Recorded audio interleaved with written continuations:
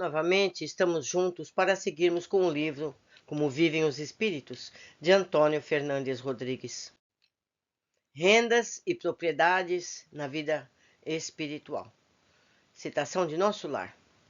As construções em geral representam um patrimônio comum, sob o controle da governadoria. Cada família espiritual, porém, pode conquistar um lar, nunca mais que um, apresentando 30.000 bônus horas, o que se pode conseguir com algum tempo de serviço. André Luiz, Nosso Lar, por volta da página 115, dependendo da edição.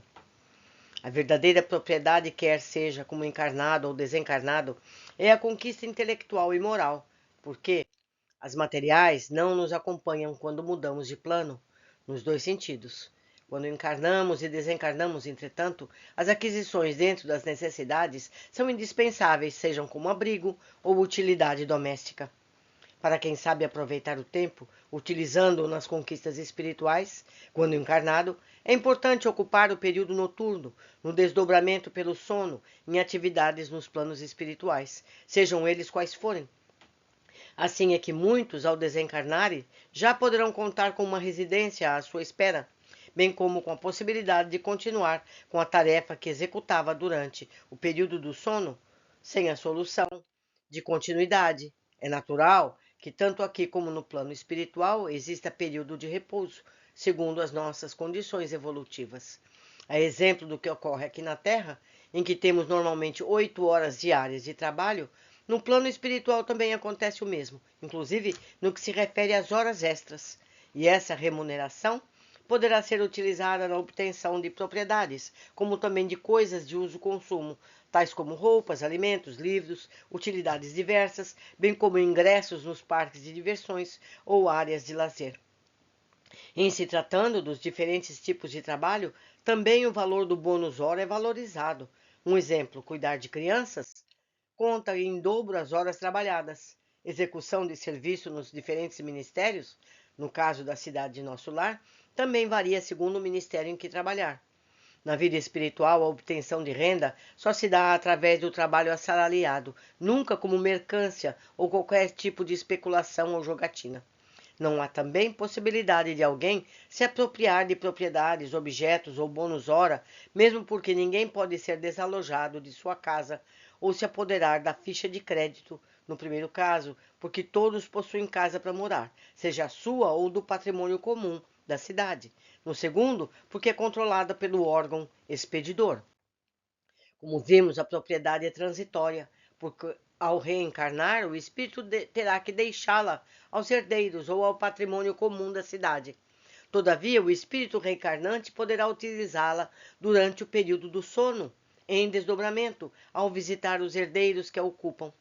Quanto ao bônus hora, o reencarnado poderá também usá-los em benefício de terceiros. Enfim, a propriedade no plano espiritual é uma realidade, mas tem sempre uma finalidade útil, e não como acontece entre os encarnados, em que há casos de luxo desmedido apenas para ostentação ou prestígio social.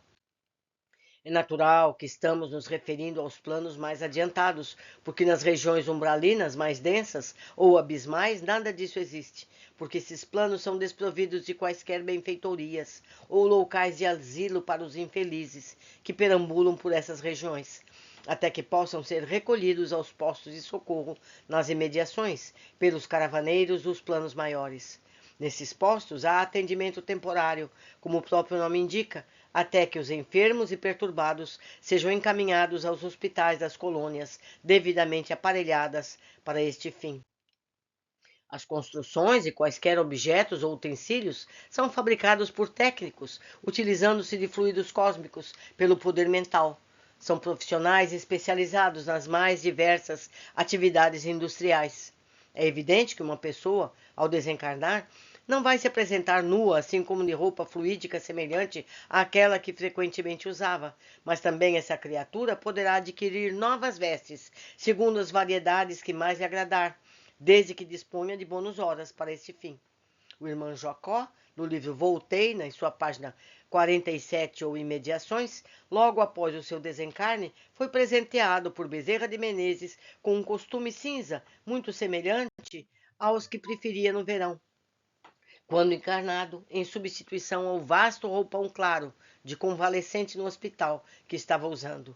Se o costume cinza, ou seja, um terno, foi trazido por Bezerra de Menezes, demonstra que ele não foi criado no local, e sim obtido em algum lugar, mediante bônus hora, ou com os recursos do próprio desencarnante, que se achavam creditados em seu nome. Como eu contei na leitura passada, o meu pai trabalhava arrumando motores numa tecelagem. Tecelagem essa que provavelmente vão construir as roupas para essas pessoas. Tudo muito interessante. Seguindo com a leitura.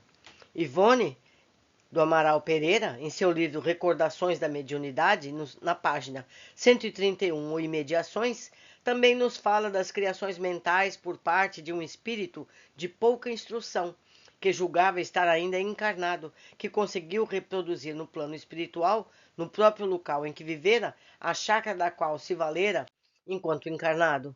Ela constituía-se de um casebre de tijolo cru, coberto de telhas e plantações de hortaliças e ervilhas. Era tão real que a própria Ivone, em desdobramento, ajudou o espírito que ali vivia a amarrar as ervilhas estacas com tiras, ou seja, o imbira é um tiro de vegetal. 2 ou 3 galos de briga, tipo chinês, ciscavam e cacarejavam à procura de alimento, dando mais vida àquela criação mental.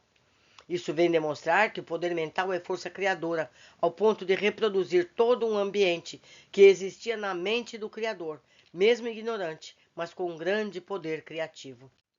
Como vimos, aqueles que não possuem capacidade mental para criar poderão obter o que desejam dentro das necessidades, com horas de serviço, sejam normais ou extra. Meus amigos, temos muito a aprender.